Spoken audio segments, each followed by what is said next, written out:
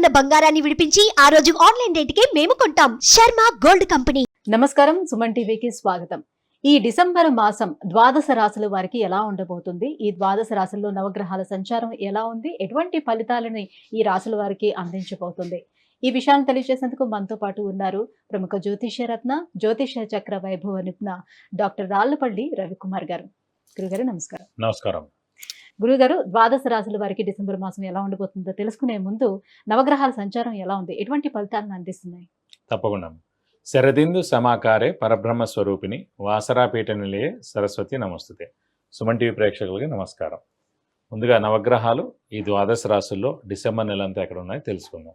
రవి వృశ్చిక రాశిలో ఉంటారు, అలాగే బుధుడు కూడా వృశ్చిక రాశిలో ఉంటారు, శుక్రుడు మనకి మకర రాశిలో ఉంటారు, గురువు వృషభ రాశిలో ఉంటారు, శని స్వస్థానమైన మనకి కుంభరాశిలో ఉంటారు, అలాగే రాహు మీన రాశిలో ఉంటారు, కేతు మనకి కన్యా రాశిలో ఉంటారు. ఇంకా ఆఖరిగా మనం కొంచెం ముఖ్యంగా ఇంపార్టెంట్ చెప్పుకోవాల్సింది ఏంటంటే కుజుడు. సాధారణంగా కుజుడు 45 డేస్కి ఒక రాశి నుంచి ఇంకో రాశికి మారుతారండి. అనుకోకుండా మనకి 20 అక్టోబర్ నుంచి కుజుడు నీచ స్థానంలో కర్కాటకలో ఉన్నాడు. అది వక్రగతి అని మళ్ళీ స్ట్రైట్ కానీ అన్నీ కలిపి ఓవరాల్గా మనకి జనవరి 20 తారీఖు దాకా కుజుడు నీచలోనే ఉంటాడు అన్నమాట. సో కాబట్టి మనం జాగ్రత్తగా ఉండాలి. సో కుజుడు అసలు దేనికి కారకుడు కూడా ఒకసారి తెలుసుకుందాం. కుజుడు మామూలుగా ఈ ఎలక్ట్రికల్ ఏమన్నా కూడా ఎలక్ట్రికల్ కానివ్వండి, షార్ట్ సర్క్యూట్ కానివ్వండి, ఈ ఫైర్ క్రాకర్స్ కానీ, ఫైర్ ఏదైనా అంటుకోవడం కానీ, అలాగే సెక్యూరిటీ ల్యాబ్స్ అవ్వడం కానీ, సెక్యూరిటీ పరంగా ఏదైనా జరగడం కానీ, అలాగే బాంబు దాడి పడడం కానివ్వండి, అలాగే మనకి వెహికల్ యాక్సిడెంట్స్, ముఖ్యంగా వెహికల్ యాక్సిడెంట్స్ చాలామందికి అవుతూ ఉంటాయి, అది కానివ్వండి. అలాగే పోలీసులు వాళ్ళు కూడా అనవసరంగా ఫైరింగ్ జరగడం, పోలీసులు కూడా కొంతమంది చనిపోవడం కానివ్వండి, అంటే వాళ్ళకి చాలా గాయాలు అవడం కానివ్వండి, ఇలా అవన్నీ కూడా జరుగుతుంటాయి. అంటే కుజగ్రహం బాగలేకపోవడం వల్ల జరిగే మామూలుగా కుజుడు రాహుతో కలిసిన, కుజుడు నీచలో ఉన్న ఇవన్నీ జరుగుతాయండి. అలాంటి కుజుడే ప్రస్తుతం గోచారీత్యా మొత్తం ప్రపంచం అంతా కూడా కుజుడు మార్స్ అనేవాడు నీచ స్థానంలో ఉన్నాడు. మనకి జనవరి 2025 21వ తారీఖు దాకా నీచలో ఉంటాడు. కాబట్టి అప్పటిదాకా మనకి ఖచ్చితంగా ఇలా ఇవన్నీ ఈ ఫీల్డ్లో ఎవరైతే పనిచేస్తున్నారో సెక్యూరిటీ రిలేటెడ్ కానివ్వండి, అలాగే ఇండస్ట్రీస్లో వర్కర్స్ కానివ్వండి, ఫ్యాక్టరీస్లో వర్కర్స్ కానివ్వండి, అంటే వర్కర్సే కదా ఈ ఇంజిన్స్తో వాటి దగ్గరగా ఉంటారు. ఎక్కడైనా సరే ప్రొడక్షన్ జరిగే చోట వర్కర్స్కి ఇలాంటివన్నీ జరిగేందుకు అనవసరంగా వాళ్ళకి క్షతగాతులు అవడం కానీ, యాక్సిడెంట్స్ అవడం కానీ, నా కాలు చేయన ఇబ్బంది అవడం కానీ, ఇవన్నీ కూడా జరిగేందుకు అవకాశాలు అనమాట. కాబట్టి కుజుడు నీచలో మటుకు ఖచ్చితంగా మనకి జనవరి 2025 వరకు ఉంటుంది. కాబట్టి కర్కాటకంలో ఉన్నటువంటి ఈ కుజుడి ప్రభావం ఏ రాశుల మీద ఎక్కువగా ఉంటుంది? దాని ప్రభావం ఎక్కువగా మనకి కర్కాటక రాశి, మెయిన్గా సింహరాశి ప్లస్ మీన రాశి. ఎందుకంటే కర్కాటక రాశికి యోగకారకుడు అయ్యాడు, మనకి సింహరాశికి యోగకారకుడు అయ్యాడు, అలాగే మీన రాశికి యోగకారకుడు అయ్యాడు. కర్కాటక రాశి కంటే పంచమ దశమాధిపతి అయ్యాడు, సింహరాశి కంటే చతుర్థ భాగ్యాధిపతి అయ్యాడు, మీనానికంటే ద్వితీయ భాగ్యాధిపతి అయ్యాడు.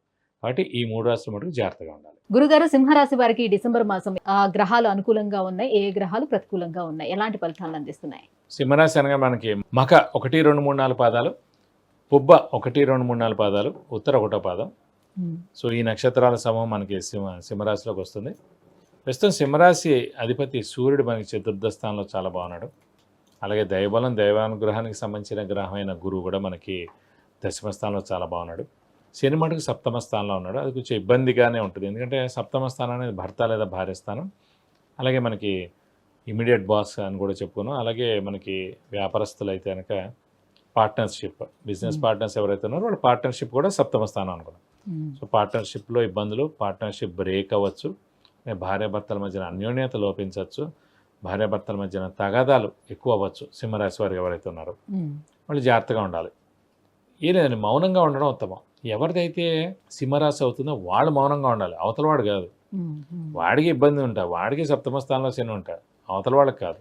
కాబట్టి ఆ సింహరాశి వాళ్ళే మౌనంగా ఉండాలి ఈ నెల్లాళ్ళు కూడా. అంటే నెల్లాళ్ళు ఏం కాదు, మనకి ఏప్రిల్ దాకా ఈ సప్తమంలో శని ఉంటాడు. కాబట్టి ఈ 4 నెలలు కొంచెం మౌనంగా ఉండడం ఉత్తమం. ఎందుకంటే ఇంట్లో అయితే భార్య, ఆఫీస్కి వెళ్తే ఇమీడియట్ బాస్, ఇద్దరితో కూడా ఇబ్బందులు ఉంది. కాబట్టి ఏది ఎటైనా కూడా ఇబ్బంది చాలా మేజర్గా ఉంటుంది. అటు ఉద్యోగం పోవచ్చు, ఇటు భార్యతో అయినా వియోగం, అంటే భార్యతో ప్రాబ్లమ్స్ రావచ్చు. ఇప్పుడు చాలా జాగ్రత్తగా ఉండాలి. దాని తోడుగా ఇప్పుడు సింహరాశి వారికి యోగకారకుడు అయినటువంటి కుజుడు నీచంలో కూడా ఉన్నాడు.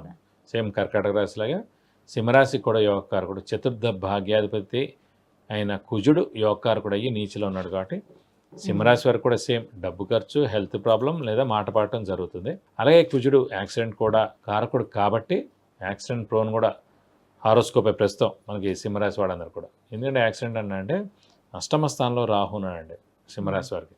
అష్టమ స్థానం ఆయుష్, మరణం ప్లస్ యాక్సిడెంట్స్ 3 కూడా మేడం. సో ఆ రాహు అక్కడ ఉన్నాడు, ఖచ్చితంగా యాక్సిడెంట్ జరిగేందుకు అవకాశం ఉంది. అలాగే కుజుడు జాతకంలో నీచిలో ఉన్నాడు, ప్రస్తుతం యోగకారకుడై నీచిలో ఉన్నాడు కాబట్టి ఇలా కూడా యాక్సిడెంట్ జరిగేందుకు అవకాశం. కాబట్టి సింహరాశి వారికి ఈ 2 months కూడా చాలా జాగ్రత్తగా ఉండాలి. మరి గురువు మటుకు 10th మనకి place లో- దశమ స్థానంలో ఉన్నాడు కూడా బాగుంది, ఏం ప్రాబ్లం లేదు. కానీ గురువు యొక్క దృష్టి రాహు మీద కానీ ఇటు కుజుడి మీద కానీ లేదు. ఆ దృష్టి ఉంటే 50% దోషం పోతుందండి.